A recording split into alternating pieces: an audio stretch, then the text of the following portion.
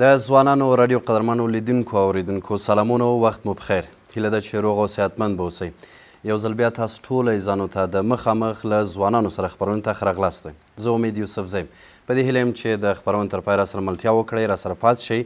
د معمول په څېر نن بیا هم حکومتي چارواکي له موږ سره دي او د مشخص موضوع په اړه به انشاءالله بحث ولرو. نن راسره په خپرونه کې نعمت الله بارکزی د کابل ښاروالۍ ویاند یا استازی دی. بارکزی صاحب سلامونه، ستړي مه شئ، وخت بخیر. بسم الله الرحمن الرحیم. سلامونه تاسو ته، ستاسو محترم لیدونکو ته. خوشحال یم چې تاسو په خدمت کې. ډېره زیاته مننه. لکه څنګه چې تاسو معلومه ده عزیزانو، د مخامخ له ځوانانو سره خپرونه هره پنجشنبې د 2 نه تر 3 پورې ځوانان راډیو څخه نشیږي. هیله ده چې تر پایه راسره اوسئ. د نن ورځې په خپرونه کې به انشاءالله د کابل ښاروالۍ د وروستیو لاسته راوړنو او ننګونو په اړه بحث ولرو. هیله چې تر پایه راسره ملتیا وکړئ. هیره دې نه وي چې په خپرونه کې راسره درنې خویندې یا محصلین هم حضور لري چې د خپرونې په پای کې به انشاءالله دوی هم د میلمه څخه ځینې پوښتنې ولري. سوال اول برای ما را میخوایم از آقای بارکزی به این گونه آغاز بکنیم که دستاوردهای اخیر شهرداری کابل چی بوده؟ تشکر بسیار زیاد. طبعا شما میدانیم فعلا در فصل زمستان قرار داریم و فصلهای زمستان پیام‌آور چند مسئولیت سنگین برای شهروالی کابل است. در قدم اولی که از مواردی که باید بسیار جدی باشیم و متوجه باشیم، چون سرمایه های ملی شهر است نباید از بین بره.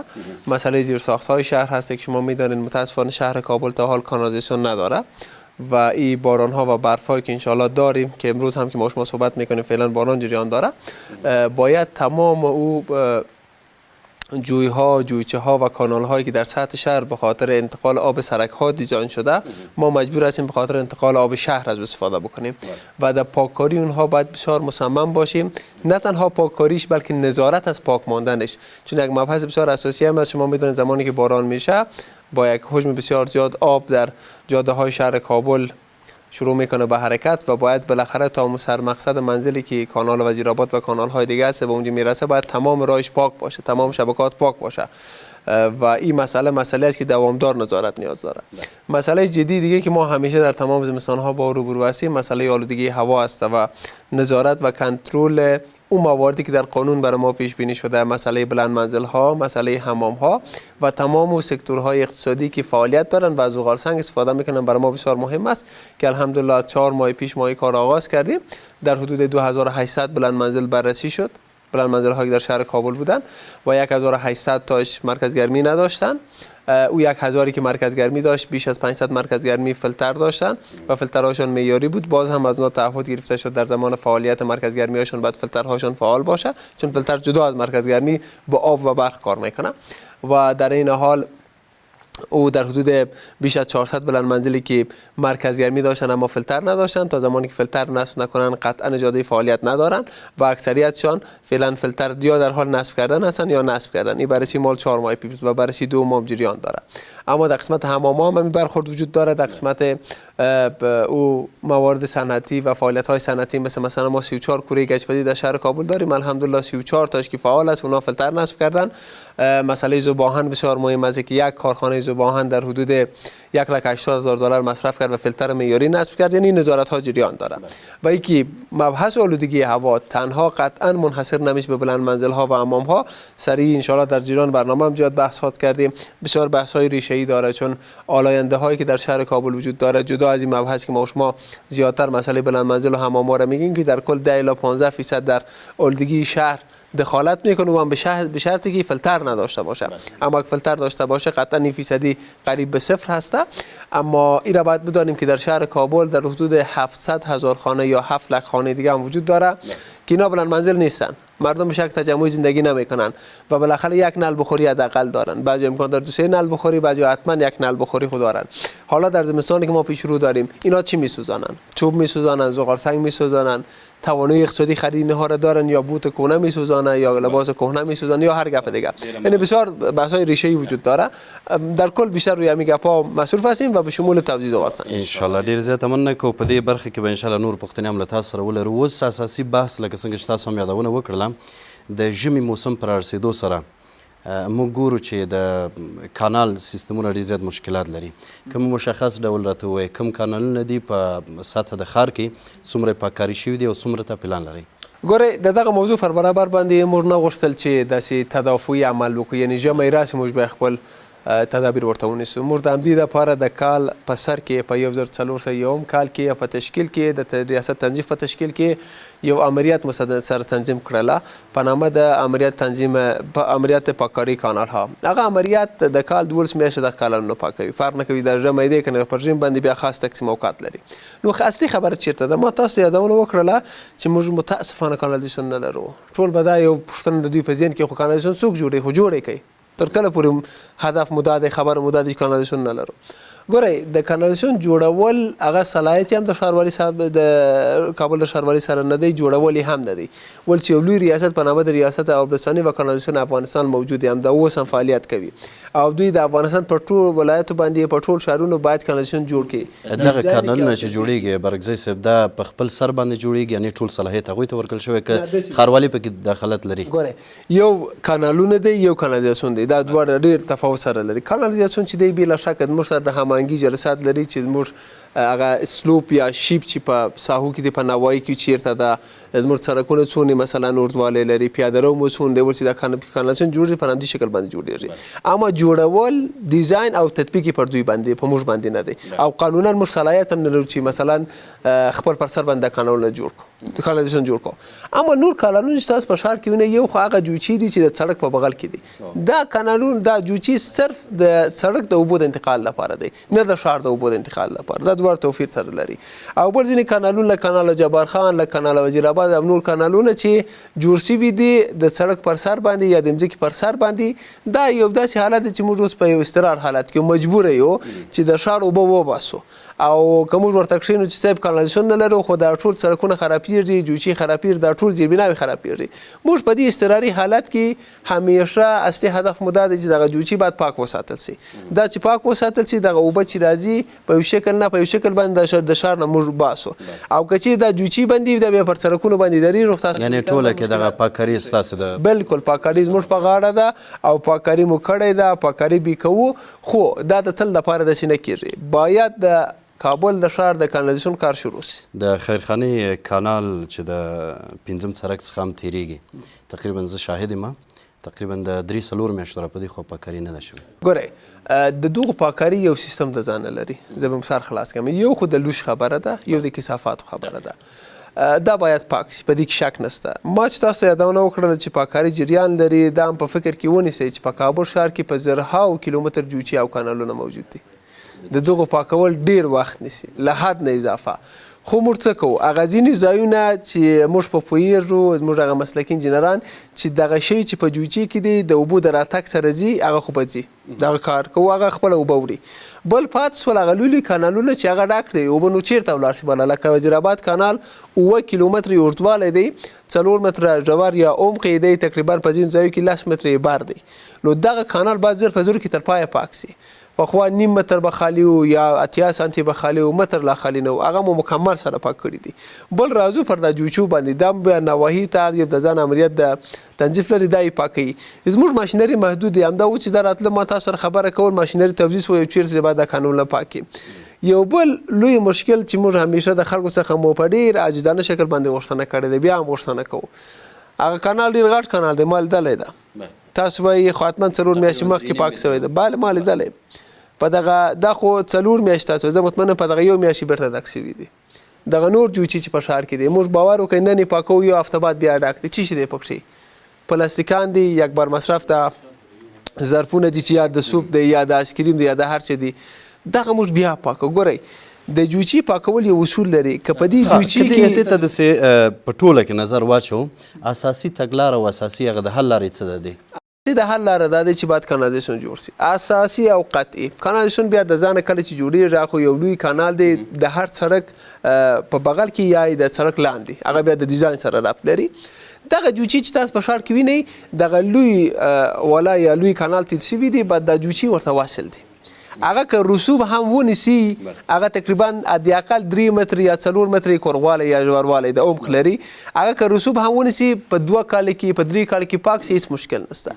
اما دغه جوچي چې اوس تاسو وینئ مثلا 50 سانتي یا 80 سانتي د سړک په بغل کې دی، دا خو په یو ورځ هم دا خلک متاسفانه ډکوي موږ یې وینو هره ورځ شاهدان یو او دا چې ډک شول دا اوبه بیا چیرې ولاړ شي او دغه جوچي د دې توان نه لري چې د بسته ښار اوبه وباسي صرف دغه بدون شک ډېره زیاته مننه کوو بارګزی صاحب بل پوښتنې ته به راشو په دې وروستیو کې زموږ هېوادوال په دې برخه کې ډېر شکایت لري چې کله د ښاروالۍ له خوا نه سړکونه یو ځای ته بل ته وصل کېږي یا نوي جوړېږي یا پخواني مصرف پلانونه وو کورونه تخریبېږي بدون له دې نه چې دوی ته اطلاع ورکړل شي یا وایي چې هغه څومره مصرف یا څومره هزینه چې زموږ په دې کور باندې راغلي د هغه ښاروالي اصلا موږ ته نه راکوي ښه مثال هم د وزیر اکبر خان تپې لاندې یو کور دی چې عملا موږ ورسره خبرې هم وکړو بیخي صحیح دی زه به دانه دانه تا تشریح کړم اول خو په هیڅ عنوان بېخبر موږ کوم چېرته اقدام نه کوو دغه د تپې وزیر اکبر خان دا د پرون هم دا بل سړک قیریزي سو تر قلعه موسی پورې او بل سړک هم چې بهترین سړک دی او بسته د ښار نه هغه لوډ کموي د شیرپور تر وزیر اکبر خان خو څو ورځې مخکې افتتاح شوله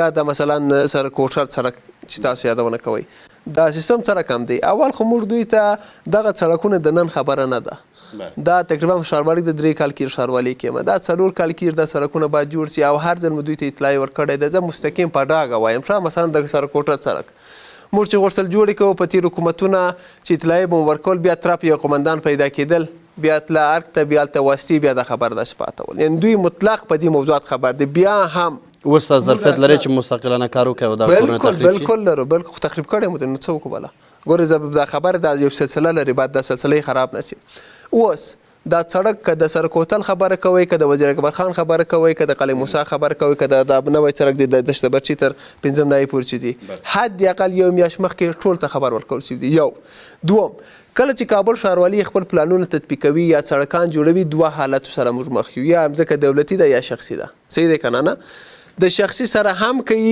موږ هغه ځای استملاک کوو دوی ته پیسې ورکوو د مځکې پیسې او د ساختمان خساره که دولتي وو بیا هم دا یو شفقت دی چې دوی 10 کاله 15 کاله 16 کاله مفت پر یو مځکه باندې ژوند کوي بیا هم د دوی د ساختمان خساره موږ ورکوو اوس راځو تقریبا 3 میاشتې مخکې موږ کوم ځای تخریب کړله د سرک هوټل سیمې یو 140 کورونه وه د څو کورونو پیسې پاتې دي د 3 کورونو زه درته وایم ولې نور یې خپل پیسې واخیستلې دا د همدې له امله پاته دی کله چې مثلا یو کور جوړ شوی ده هغه مځکه دولتي وي کور جوړ شوی ده پلار جوړ کړی ده متاسفانه پلار وفات شوی دا چاته پاتې شوله ورثې ته ورثې نیمایي دلته دی نیمایي نشته دوی مجبور دی خپل کفالت خط او وکالت خط او وراثت خط جوړ کړي د همدغه اداري کارو دپاره پاته دی کنې پیسې همدا اوس هم په امانت اکاونټ کې پروت دی کله چې موږ یو سړک ته اقدام کوو چې دا سړک باید جوړ شي کله چې ډیزاین جوړ شو املاکي پلان جوړېږي املاکي پلان څه وایي وایي دغه خط دی دا سړک داسې راځي په دې سړک کې سل 50 شپېته یا هر څو جایداد ځي د هر جایداد نه دغونې متر ځي د دې پیسې څو دونې کېږي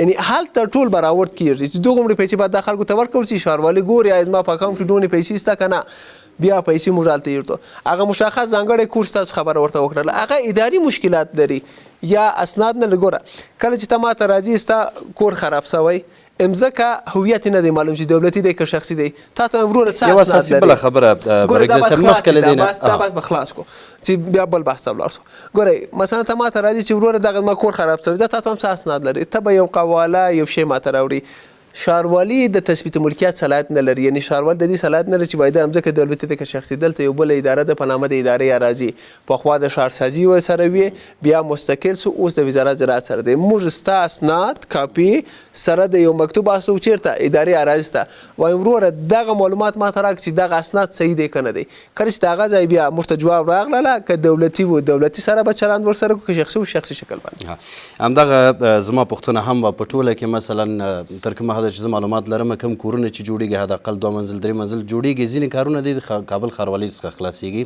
او هغه رسمي مسایل هلته طی کېږي نو ولې دا هلته نه تشخیصېږي چې دغه ځمکه مثلا غصب ده چې بیا وروسته هغې باندې 3-4 منزله کور جوړ شي بیا وروسته تخریبېږي کوم یو د دوی جواز لري دغه یو 124 کورونه چې په خیرخانې په دغه کې سرکوټل کې جوړ شوي وو تقریبا یو 50 دانې 2 منزل 3 منزل یو هم جواز لري خبر پر د ښار په زړه کې چې کوم کور دی کوم لکه همدا د وزیر اکبر خان کور دا یو هم جواز ورته جواز راکړه جواز د لور څه دا وظیفه پرېږده یعنی په خپل سر باندې جوړ کړی دی اولی خبر کله مثلا ته مځکه لرې نه راځې ښاروال ته وروره زه 10 منزله جوړوم 15 جوړوم بیا هغه سیمه هر څونه چې دی اولی کار چې موږ کوو همدغه وظیفه ده وروره هم چې شی لري د دې ځای څخه ته وایې زه دا قواله لرم هغه د مکتوب سره یو ځای کېږي چېرته ځي اراضي ته ځي کله چې د اراضي څخه مثبت جواب راغلل چې بله دا اسناد چې د مځکه د دوی دی پسې موږ بیا مجوز صادروو ډیره بزیاته مننه که در قسمت ساخت ساز سرکا چه کارهای صورت گرفته عمدتا اگر برای دوستان معلومات بتین؟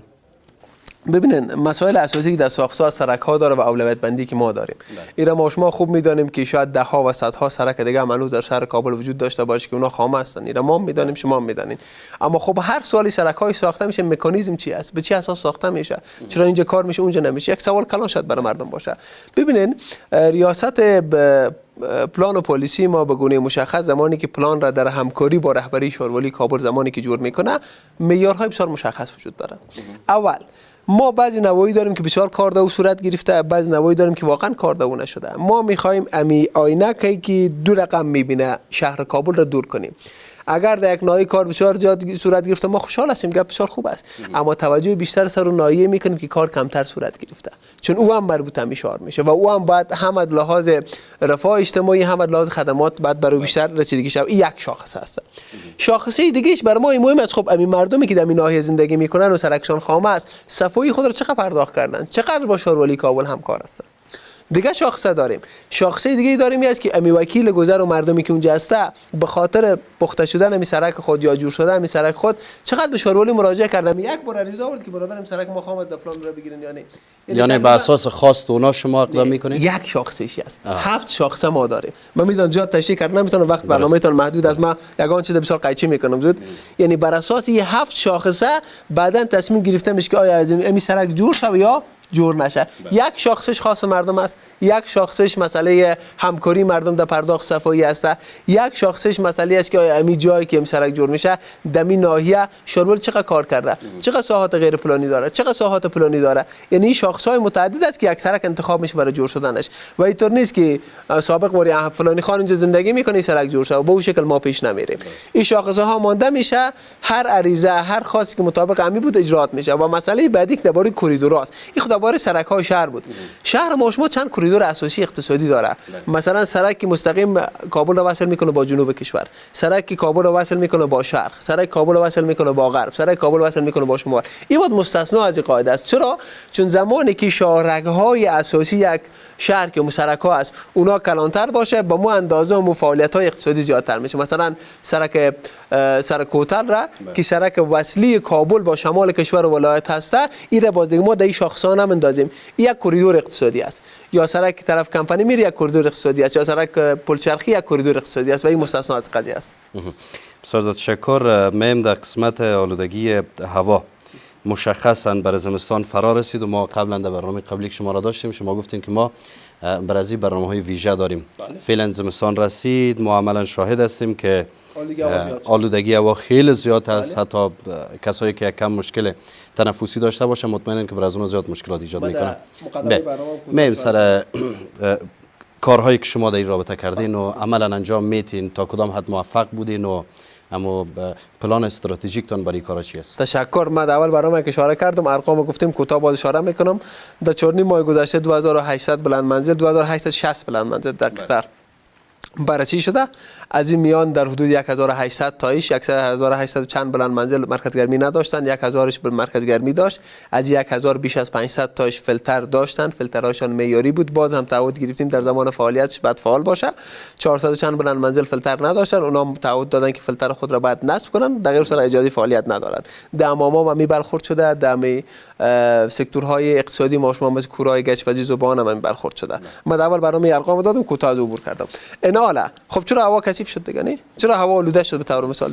قسمی که شما اشاره کردین که حداقل بلند منزلا و حماما اینا 1% بسیار خرد از شهر کابل تشکیل میده. اگر بلند منزل ها همراه با می حمام ها فیلتر نداشته باشن هم بازم آلودگی در شهر کابل ایجاد میشه. 10 الی 15% مسئولش اینا هست.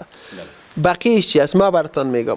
ما حداقل بر اساس سروی 700,000 خانه دیگه داریم که اینا خانه یک منزل دو منزل است یا در کل مرکز گرمی ندارن و به شکل انفرادی زندگی میکنن. اینا به خاطر گرم کردن خانهشان حداقل اگه 2-3 نداشته باشن یک نل بخوری خود دارن. ما از 2-3 میگذریم. شما فکر کنین در جغرافیای شهر کابل در 22 ناحیه 700,000 نل بخوری فعال است. خب این 700,000 نعل بخاری که فعال است کدامش به سوخت معیاری دسترسی داره؟ چقدر دی مبلین سوختانده میشه؟ چقدر دی از بوت کون استفاده میشه و گپ‌های دیگه که بر اساس وضعیت اقتصادی که برنامه‌ای معلوم استفاده میشه. نه حالا قانون چی گفته؟ قانون شاروالی رو مکلف کرده برای منظر حالا نظارت میکنی، حمام‌ها رو نظارت میکنی، سکتورهای اقتصادی رو نظارت میکنی، بیشتر فابریکا را. اضافه‌تر از این مصالحاتی نداره. من نمیتونم، یعنی قانونا اجازه ندارم که پشت دروازه یک خانه تک تک کنیم برادر امینه رو زیاد دود میکنه و هم یک منزل خانه داشته باشه امیر رو گل کو او مجبور است خانه خود را گرم بکنه. این بر میگرده به اون تصویر کلان ما پیشتر هم براتون گفتیم که باید یک سوخت پاک، مثلا به طور مثال یک برق خوب و 24 ساعت اگر ما داشته باشیم مطمئن باشین که ارزان باشه، هیچ کس خود مجبور نمیسازه که هم دود بخاری رو تحمل بکنه هم زغال سنگ رو تحمل بکنه و خانه خود گرم کنه، حتما از برق استفاده میکنه. ما سال قبل یک برنامه آگاهی کلان در این مورد داشتیم چون مسئله اولودگی هوا مربوط یک سکتور شورول نمیشه، در ترافیک یک سهم بسیار عمده را داره. حداقل باید در شهر کابل 4 مرکز چک تکنیکی جور شود که ما پیشنهاد کردیم، ما زمین میتیم همین وسایلی که در شهر کابل است بسیار بخشین سالانه یک بار بعد انجینی دیده شود، اگر موتورسیکل است، اگر موتور سواری است، اگر موتور باری است که این انجین چقدر به هوا آلودگی میرسانه، کجاش باید ترمیم شود که قطعا وجود نداره. که از همه مهمتر در این بحث کلان آلودگی هوا در دنیا مهمترین آلاینده متحرک و همین چیزا است که در حال گشت و گذار است. چرا؟ اینا با گشت و گذاری که میکنن و دودی که تولید میکنن اینا در یک نقطه خاص دود زیاد تولید نمیکنن، اینا یک ابر را تشکیل میدن. زمانی که ابر تشکیل شد این در سالهای دیگه هم هست، در ماهای دیگه سال هم هست، اما چرا دیده نمیشه؟ چون دود زغال سنگ نیست. دود زغال سنگ یک دود غلیظ سنگین هست از لحاظ چگالی و غلظت، از دید کیمیایی و فیزیکی. این دود بالا نمیره، این در یک محیط مشخص که بیشتر نزدیک تنفس ماست در 20 متری الی 5 متری زمین معلق میمونه. چرا؟ چون قبل از این دود دیزل و دود پترول این باعث شده که اون طرف یک ابر ایجاد شه و اینا اجازه بالا رفتن نده. یک بحث علمی است، از این بابت اونا بسیار میتونه خطرناک باشه. یعنی این یک بحث کلی است، بر اساس قانون ما اجرات خود را میکنیم و ذره هم عقب نمیاییم، اجرات خود 100% میکنیم. اما ای که 7 لک نل بخاری دیگه در شهر کابل فعال است و ای که چی میسوزانه کسی دقیق تثبیت کرده نمیتونه، یک مشکل کلان است. بسیار تشکر. رب شو بل برخه ته د سړکونو جوړولو بل برخه د چې موږ په دې وروستیو کې ګورو د میدان هوایي سړک د ځینې نور سړکونه دي د کابل ښار په شاوخوا کې چې هغه ترمیمیږي، دغه کار په ژمي کې به هم ادامه پیدا کړي کنه؟ ګوره موږ یو ریاست لرو په نامه د ریاست کار، حفظ و مراقبت ښاروالي کابل. کار خو معلومه خبر د ځینې پروژې موږ خپل مخ ته وړو. حفظ او مراقبت مهمه ده. کله چې یو سړک جوړیږي، یو پارک جوړیږي، یو ښاري تشناب جوړیږي، هر نور تاسیسات د زر په زرو کې یو شی په نامه د مینټننس دی یا مراقبت دا غواړي. ته وغواړې که ونه غواړې پس د 1 کال 2 کال دا سړک امکان لري چې مشکلات ورته پېښ شي، بالکل د استهلاک پر برابر باندې موږ خپل مراقبت ورته لرو او دا ډېر داسې دغه ته نه دی تابع ژمي ته یا نور موسم ته، صرف لمر چې موږ خپل هغه ترمیمات ورته لرو او دا ترمیماتي ټیمونه چې دي دا کال 12 میاشتې فعال دي. که هغه کړب خراب شي، که جدول خراب شي، که سړک خراب شي، که مثلا سرسبزي خراب شي، که د یو پارک دروازه ماتېږي، دوی خپل کارونه مخ ته وړي. د وروستیو څو میاشتو کې کوې او خصوصا په دغه وروستۍ یو میاشتې کې دغه ځینې د کابل ښار چارهیګان دي چې دا جوړیږي، د دې په اړه دوستانو ته معلومات ورکړئ چې دغه چارهیان د ښاروالۍ په بودیجه باندې جوړیږي که ځینې سرمایه ګزاران دي چې دلته پانګونه کوي یا مصرف کوي هغه اما پبلیک لپاره خدمت کوي؟ ګورئ اصلي خبره دا ده پخوا چې په 1298 کال کې چې بلدیه جوړه شوله هغه وخت ښاروالي نه وه، هغه بلدیه وظیفه یې دا وه چې وروره بس دا سړکونه به پاکوي، دغه کوڅې به پاکوي، سړکونه به یې جوړوي، خلاص همدغه وظیفه وه. بیا چې کله څو کال ورباندې تېر شو بیا بلدیه راغی، مدیریت، بیا امریت بلدیه، بیا راغی ښاروالي ځینې جوړ سو، دلته نو وظیفې مختلفې سولې. اوس په کابل ښار کې کابل ښاروال تقریبا 15 مؤنیتونه لري، یعنې 15 معاونان لري. دغه 15 مؤنیتونه دغه 15 لارې چې موږ زر په زر ورباندې کار کوو خلکو ته مشخص کوي. یوه موضوع چې ډېر اړینه او مهمه ده په ښارونو کې هغه ښاري فرهنګ دی چې موږ یو مؤنیت ودې ته لرو په نامه د مؤنیت اجتماعي او کلتوري. دغه مؤنیت اجتماعي او کلتوري پر دې باندې فکر کوي، خصوصا په د دې په هغه مغز کې هغه ریاست د کلتوري چې دی دی پر دې باندې فکر کوي څه رقم خلکو ته د فرهنګ پر برابر باندې کار وکړي چې هلته ریاست نشرات هم خپل نشراتي برخه مخ ته وړي. خبره داسې دی صحیح دی، زه سړک جوړوم، زه ښاري تشناب جوړوم، زه پارک جوړوم، زه دا آمد محمود کوم، خو د ښار په نیمه کې هم باید یو څه کار وکړم. اول یو چارهیي چې جوړیږي اصلي خبره دا ده چې د ترافیکی تحلیل نه دا بعد داس یو ځای جوړ چې موټرونه سره ټکر ونه کړي، لود جوړ نشي، ترافیک جوړ نشي، بیروبار جوړ نشي. دومره خبره کله چې دا جوړ سو دلته باید یو نیمه یو هویت ورته جوړ کړو او دا داسې جوړېږي.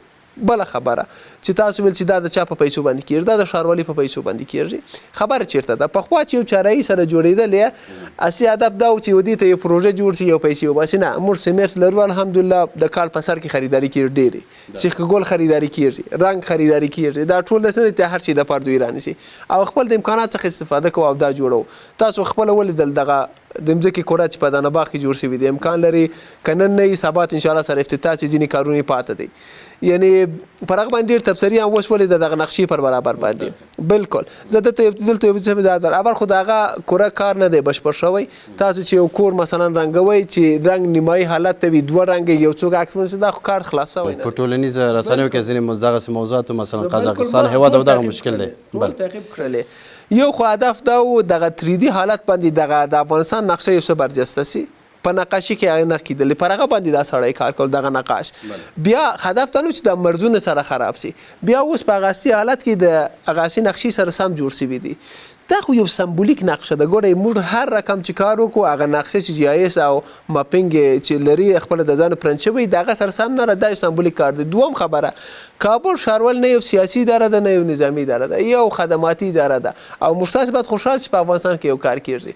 دا چې ځینې خلک د باندې ناست دی، سوشل پیسې ورته راځي، بل وظیفه نه لري، فیسبوک او ټویټر کې کاش هغه بېل خبره ده. خو دغه خبرې زموږ د کار مخه نشي نیولی. موږ کار کوو، مخ ته ځو او دغه چارې به هم انشاءالله که لایټینګ خلاصوي وسي یا نن ورځ په پای کې یا سبا انشاءالله افتتاح کړي. ډېره زیاته مننه کوبرګزی صاحب. د خپرونې په دې برخه کې هم ایزانو د درنو محصلین څخه هیله کوو چې کوم پوښتنې چې دوی یادداشت کړي د برگزی صاحب د خبرو په لړ کې هغو له دوی څخه مطرح کړي. محصلین عزیز، سوالایی که دارین میتونین بر نوبت بپرسین. به نام خدا، سلام خدمت شما. اسما اعظمی هستم. سوال ما از جناب بارگزی است که در طول دوره کاریتان چقدر در صفایی شهر کار کردین و نتیجه چی بود؟ این در حال است که پایتخت افغانستان یکی از آلوده ترین پایتخت های جهان حساب شده و در ضمن شما از کانالیزاسیون یاد کردین، گفتین که کانال های درست در شهر کابل وجود نداره. این در حال است که شهرداری کابل هزینه های زیاد را مصرف ای کرده و در کشور پایتختش چطور امکان داره که کانالیزاسیون درست وجود نداشته باشه؟ شکر. دانه دانه وای که سوال نیست بیا افضل وای. دانه دانه سیده. اول درباره تنظیف در شهر کابل. ببین تنظیف یک قصه نیست که یک روز کار شه و یک روز نشه، روتین همه روزه کار میشه. یک چیز دیگه هم نباید فراموش کنین شما، 75% شهر کابل غیر پلانی است. غیر پلانی به چی معنی؟ یعنی که خانه ها خودسر جور شده، نه سرک بر اومد نظر گرفته شده، نه جوی بر اومد نظر گرفته شده. فلهذا زمانی که ما میگیم خدمات شهری که یک بخشش تنظیف هسته، تنظیف زمانی خوب میتونه کار بکنه که شهر پلانی باشه، سرک واضح باشه، کوچه واضح باشه، جوی واضح باشه. به همین مورد چرا ښاروالي کابل مجبور باشه سه چرخ خریداری بکنم؟ چرا؟ چون در بسیار از کوچه ها موتر رفته نمیتونه، سه چرخ باید بره. چرا ښاروالي کابل مجبور باشه که یک تعداد از پرسنل تنظیفیش مجبور می باشه که حتی کوچه است که سه چرخ در اون نمیره، ما مجبور هستیم که افراد روان بکنیم که آشغال جمع آوری کنه در سه چرخ، از سه چرخ در ترانسفریشن، از ترانسفریشن در موتر کلان، بعد در ترانسفریشن در تنظیف، بعد در ساحه گزک برای دفن. یعنی 5 مرحله سر یک زباله عادی کار میشه. اگر شهر ما 100% پلانی می بود، جنجال ما هم کمتر بود و این قطعا نمیتونی 75% یک شهر تخریب بکنی دوباره بسازی. درست؟ یک کار روتین است. اینالا گپ د چی است؟ گپ د ایجی است که اگر مردم همکاری کامل با ما داشته باشه، همکاری کامل به چی معنی؟ زمانی که از خانم ابراهیم آشغال خود را جای انتقال بدیم که دوله ښاروالي کابل است، دورترین نقطه خصوصا در ساحات پلانی شهر 100 الی 1.5 متر از خانه تان دورتر دوله است. در اونجا آشغال اگه ببرین جنجال ما هم کمتر میشه. اما هر ماه در پایان ما چه اتفاق میفته برای ما؟ در بغل یک پارک میبینیم خودسر مردم آشغال انداخته انبار شد. این خود جای انبار آشغال نیست. مجبور هستیم در آخر ماه را پلان بگیریم. در ناحیه هفتم یک قصه جالب کنم، یک برج برق در گرفته بود، بعد از یک ماه او را آشغالدانی جور کردن. برج برق رسمی در ناحیه هفتم. در برادر یک نمره که می خالی شد، سبا و آشغالدانی از جور میشه. ببینین این موارد در پلان شاروالی نیست که روزانه انتقال بده. پلان ما دولای ماست. باز چی میشه؟ باز مردم میگه آشغال دشار زیاد است. باز ما مجبور میشیم که در آخر ما یک حشر بگیریم، جدا از ساعت کاری، جدا از گپ‌های دیگه، ایجاها هم پاک بکنیم. و در قسمت آلودگی از کابل کرد بسیار شهرهای آلودگی دیگه هم وجود داره. این به خاطر این نیست که گفته اگه ما برف بام خود سر بام دیگه کس برتم. اما 75% یک شهر که غیر پلانی باشه، کسی که به انجینری شهروالی و همچنان انجینری تنظیف و انجینری محیط زیستی بدانه بفهمه، میفهمه چقدر جنجال است پاککاری. مسئله کانالیزاسیون بخش دوم سوالشان. مسئله کانالیزاسیون ببینید، ما گفتم که یک ریاست وجود داره به نام ریاست عمومی کانالیزاسیون و آبرسانی افغانستان که عملا فعال است، عضو کابینه هم هست. این ریاست وظیفه داره در تمام افغانستان کانالیزاسیون دیزاین کنه و تطبیق کنه. زمانی که شهروالی سر به خود کانالیزاسیون جور کنه، این خودش تداخل وظیفوی است، حتی مورد پیگرد قانونی قرار میگیره. اینا کانالایی که جور شده، گپ بسیار اساسی را گفتن. جوی هایی که در کنار دو سرک، در کنارهای سرک جور میشه دو طرفش، این مطلق به خاطر انتقال آب امی سرک است. تمام. جوی های سرک دارلمان به خاطر انتخاب آب سرک دارلمان است، نه انتقال آب 40 ستون و دیدانا کلش به سرک دارلمان باید انتقال شود. و این کانال ها فقط به خاطر همون منطقه جور شده. هدف اساسی چی است؟ کانالیزاسیون زمانی که جور باشه، این جوچه‌های خود وصل میشه در کانال کلان و انتقال میشه. حالا کانال کلان نداریم، مجبور هستیم آب شهر توسط هم انتقال بدیم. ډیره زیاته مننه ښاغلی نعمت الله بارکزی د کابل ښاروالي استازي له راتګ څخه مو ډیره مننه. دا چې وخت متاسفانه کم لرو، نو له درنو محصلینو څخه هم بخښنه غواړو چې ځینې پوښتنې پاتې کېږي. په هر صورت درنو عزیزانو، د خپرونې تکرار د جمعې په 6 بجو مه هېروئ. تر بیا ستاسو په چوپړ کې حاضرېږو. په څښتن مو سپارم.